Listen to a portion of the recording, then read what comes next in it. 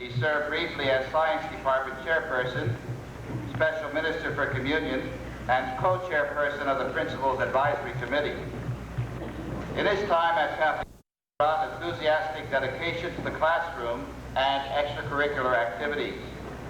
He served as assistant and head track coach, assistant coach in football, wrestling, and cross country. Mr. Benko graduated from Shaler High School, Glenshaw, Pennsylvania. He received a Bachelor of Science degree from Slippery Rock University and a Master's degree in Science from Millersville University. Mr. Benko is not unlike Prince Dauntless in the play Once Upon a Mattress, for he fell in love with a girl named Fred and married her. They have 3 children, Mary Beth, Michelle, and Andrew. Welcome back, Mr. Benko.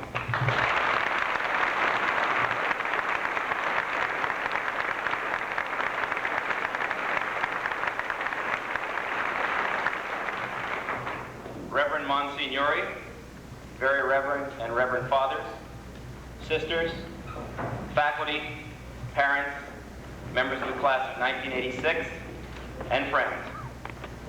It's a great feeling to be back at Catholic High, but it's a special feeling to be back on this special occasion as you enter your adult experiences. Whether or not you realize it, the sacrifices of your parents and faculty have given you a terrific start on the rest of your life.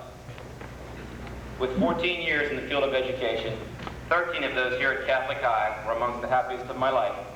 I know you have been well prepared for the challenges that the future will present. The beauty of Catholic education lies in the fact that you have not only been given every opportunity for the attainment of knowledge, but also have been led to the acquisition of values and the discovery of truth. Here at Catholic High, knowledge has been emphasized not only as a means of material prosperity and success, but also, with that knowledge, you are frequently reminded of a call to serve and be responsible to your fellow man. My address tonight has 2 themes. The first is what I have learned to be true about life, and the second is what I believe to be true about life. I continue to learn about life every day, as most of you will. Hopefully, 10 years from now, we will all know a great deal more. On the mind of most graduates at this time is what lies in the future and what do I have to do to be successful. Many of you are pursuing further education, and that is wise, for it will open many doors in the well-educated, high-tech world in which we live. You must prepare yourself. God gives every bird its food, but he doesn't throw it into the nest. Education is very important, but we need good people today as well as educated people. How will your generation handle the problems such as preventing nuclear war, violent crime, the decay of family life, human rights, and equality? There seem to be many excesses in life. Unfortunately, religion is not one of them. Bishop Fulton J. Sheen once said, "When you think of the condition of the world today, you sometimes wish Noah would have missed the boat." We must seize our opportunities to make this world a better place. All it takes for the fall of our world is for bad people to do bad and good people to do nothing. J. Edgar Hoover once remarked that for every teacher in a classroom, there are 7 people engaged in crime. And they say that doesn't pay either.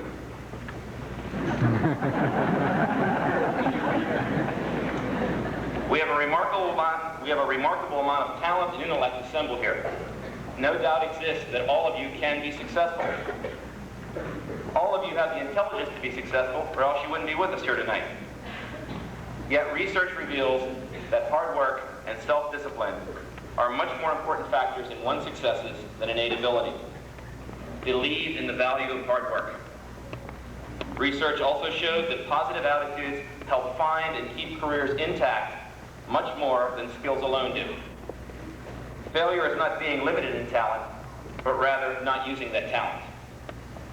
Set realistic but very high goals for yourself. My involvement in sports taught me many things. One of the most vivid lessons was this: the force of human will is the single most important factor in any human achievement. Use your own individual talents to be the best you can at whatever occupation you choose. There's an old Chinese proverb: there are many paths to the top of the mountain, but the view is always the same. Now, while your career satisfaction is very important, I have learned that unless you have a happy and fulfilling personal life, all else is superfluous. My marriage and family have been an inspiration and source of motivation in my life, as most of you know. Yet in America today, we see the deterioration of the family as a unit. Success in marriage is more than finding the right person. It's being the right person. While I certainly don't have all the answers, just ask my wife. One helpful hint I can give is to treat all disasters as incidents and none of the incidents as disasters.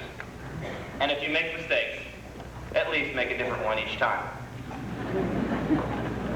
As far as children go, the only thing that I've learned is that I haven't learned enough. Before we had children, I had 3 theories on how to raise them. Now we have 3 children, and I have no theories. But for every exasperating moment, there have been dozens of moments of joy, laughter, and love. In the words of Albert Einstein, only a life lived for others is a life worthwhile. Aside from your occupation and family life, you probably have wondered what adult life holds in store for you. Adult life appears glamorous and appealing to you with all of its freedoms and choices. Unfortunately, it's not as glamorous and easy as it looks. The responsibilities and decisions you will have to make will be many. Most issues in life are not black and white. Most of the times, you will have to choose a shade of gray. Picking the right shade of gray, or the lesser of 2 evils, may be your only alternative. Many times, life seems unfair. Conscience tells you to do what is right, but it does not tell you what right is. You've been taught that here at Catholic High. I have a few suggestions for your adult life. Time passes quickly, so make it pass fruitfully. Take time to think. It's a source of power. Take time to play. It's a source of youth. Take time to read. It's a source of wisdom. Take time to be friendly. It's a source of happiness. Take time to laugh. It's the music of the soul. The final points I would like to address tonight are the areas in life I believe to be true. In spite of what some of you may think, I'm basically a sinful character. My friends in the faculty back there are all nodding in agreement. Yet in spite of my sinning, I still keep on trying, for I believe we will all have to answer for our actions. For as St. Paul tells the Romans in chapter 14, verse 12, each of us shall give an account of himself to God. And since most of us have character flaws, these coupled with the stresses of modern life sometimes can be too much for us to bear. 2 things have affected my life and my beliefs. And if you remember anything tonight, remember these. Go to church and pray. Going to Mass regularly keeps me from being much worse than I normally would be. I go to church not because I'm good. I go to church because I'm bad. Church is not a mausoleum for saints. It's a hospital for sinners. And prayer is the medicine for sick spirits like mine and maybe some of yours. Prayer changes us, not God. It changes our character, for as Thomas Paine once wrote, reputation is what men and women think of us. Character is what God knows of us. You've been told about the Christian virtues, but have you taken time to look for and notice them? They are all around you, personified in your teachers and staff members. Each and every one here has some Christian quality that can be modeled. I have learned much from some of them, and certain qualities are synonymous with their names. When I think of Mr. Vargo, I think of humility. When I think of Mr. Portis, I think of friendliness. When I think of Mr. Duffy, I think of congeniality. When I think of Miss Giggle, I think of dedication. With Mrs. Potler, I think of wholeheartedness. With Mr. Weeks, I think of wittiness. With Mr. Timko, I think of commitment. With Mrs. Hohenwater, I think of open honesty. With Sister Ann Amrine, I think of love. And with Mr. Simpson, I remember self-discipline. And when I think of our good friend, Mr. Berry, who was an outstanding teacher and surely will become an outstanding physician, I think of courage.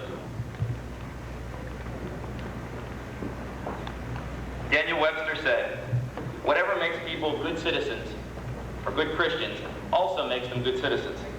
You've seen many examples of both here. As you leave here tonight, most of you will have ambivalent feelings. It's a joyous occasion, but also a sad one. You will feel the confidence of your achievement, yet you will be a little unsure of what your future will hold.